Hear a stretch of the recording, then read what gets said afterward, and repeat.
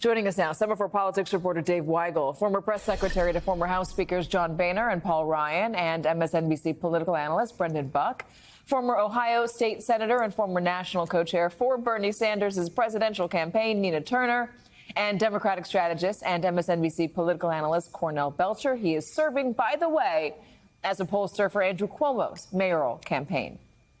All right, Dave.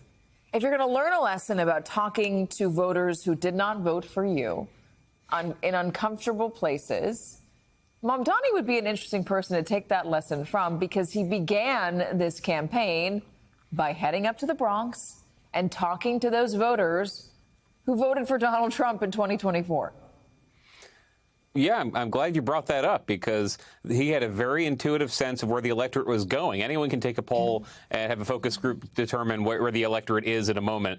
He, in that period when Eric Adams was talking about crime and he hadn't dropped out yet, when Andrew Cuomo was gearing up to run a race about crime, he knew that the issue was the cost of living and how it had surged since 2020. And actually, every Democrat who comes out of an election with a win today, you're going to find they talked about it in different ways. But with less drama, perhaps, with less visual flair. But every Democrat was trying to turn the conversation back to the cost of living. They couldn't when they were the incumbent party under Joe Biden and Kamala Harris.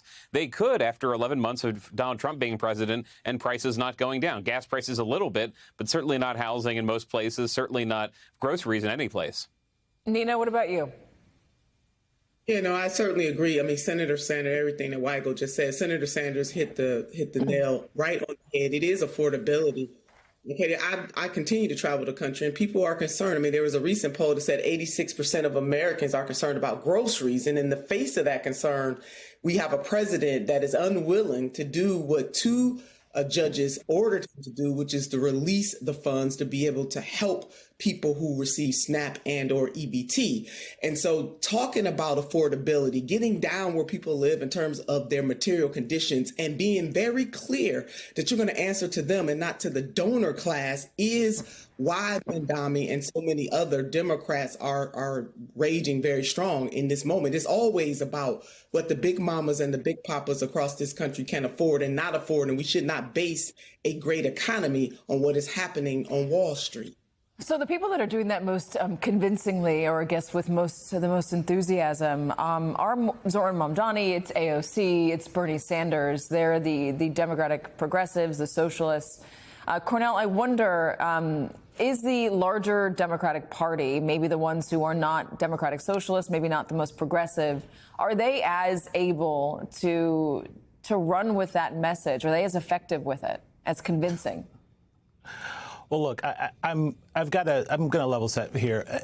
Listen, I think for media, it's easy to dumb it down and make an election about one thing, right? And it's affordability, it's economy. The economy has been the top issue in every election since I've been doing politics, right? But that's a real simple view of people. Yes, affordability and economy are a very large issue, and yes, Americans are anxious about the economy. I've got a poll coming out in a couple of days that shows that 80% of Americans think that the country is worse off today than it was 3 years ago. And a lot of that is affordability. And yeah, Democrats need to be talking about affordability. But to act like, Katie, that affordability is the end-all and be-all issue is really sort of insulting to voters who can actually carry more than one just concern at a time. And yes, they're concerned about affordability, but there's also a lot of voters out there, not just Democrats now, but look at where independents at. Independents, Donald Trump is underwater 69 points with independents. And I think in the Washington Post's latest poll, that's about affordability, but it's also about the direction of the country. And I think Democrats can chew gum and walk too. Can they talk about affordability? Have they done a good job of chewing gum and walking at the same time too? I would argue that they have not, and they need to do a better job. And one thing I will lean in on with Senator Sanders, who I absolutely love, is this idea that Democrats need to compete everywhere. Look, I started my career working for a guy by the name of Howard Dean, who said we've got to compete everywhere. I'll put my values up against the Republican values all over this country. And we went all over this country building a Democratic Party and an apparatus that from 2004, from when people were saying Democrats were done. And then 2006, we had a resurgence because we built a party structure everywhere. We talked to voters everywhere. In the end, Katie, my God, it's not rocket science.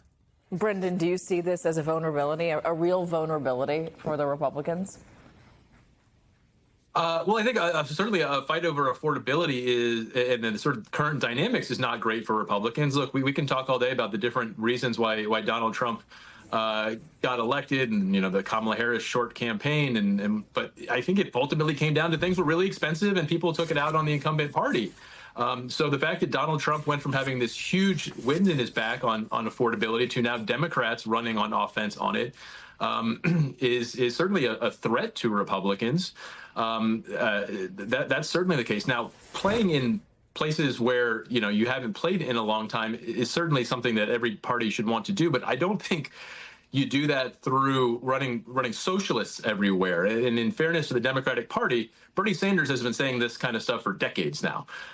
So I think what you can maybe learn from these elections, if Abigail Spanberger and Mikey Sherrill do well, is that if you run sort of down the middle and run more moderate candidates, you can do really well. The problem Democrats have right now, nationally, is that people think they're too far to the left, that they care about far left progressive issues much more than they care about things that average people talk about.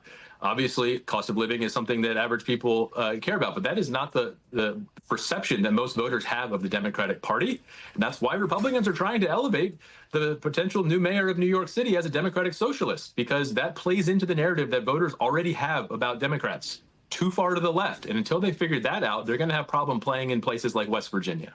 I wonder, in talking again about the lessons that these elections might take, we can talk about the women running for governor in Virginia and New Jersey, Dave, but I wonder if we should also look at the margin here in New York City for Zohran Mamdani and Andrew Cuomo.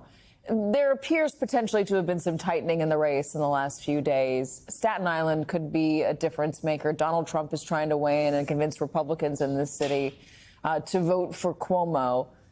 Should we be reading into what the margin ends up being? Say Mamdani does win, but he doesn't win or he wins by less than 10 points. Is that going to matter? Well, I think you've predicted a narrative that's going to be fought out in the next couple of days, because it is a three-way race. We're not sure how much Sliwa will lose to Cuomo because of Trump's appeal, which Sliwa would never make. I was at a campaign rally this weekend. It was all about how he's not going to take bribes from billionaires and not drop out. So Democrats who don't want the party defined by Mamdani, I think they will point to that. But his agenda is going to be more important. And the way his agenda is discussed, Brendan was just talking about the perception Democrats are viewed as more progressive. It's specifically what really hurt them. And you saw this in New York last year, those interviews Mamdani was doing on the street, but other interviews, lots of people did, was the perception that Democrats were taxing American taxpayers, and using that for hotels for migrants who'd been sent in from Texas.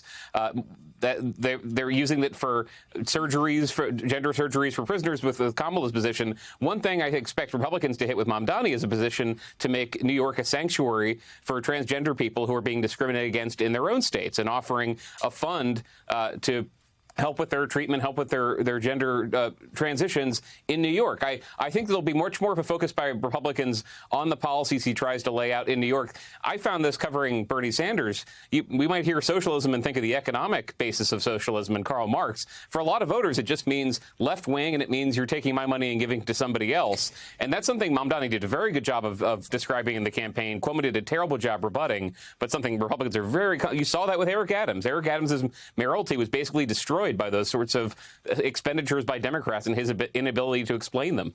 So, Nina, can the party, if there are places where Mamdani can be characterized or caricatured by the Republican Party successfully as a socialist or communist, as the president wants to label him, even though he's not a communist, can the Democratic Party run individuals in different places that are able to break free from the larger Democratic identity? Or is this now a world where everything is a zero-sum game? You're one thing and you're one thing only.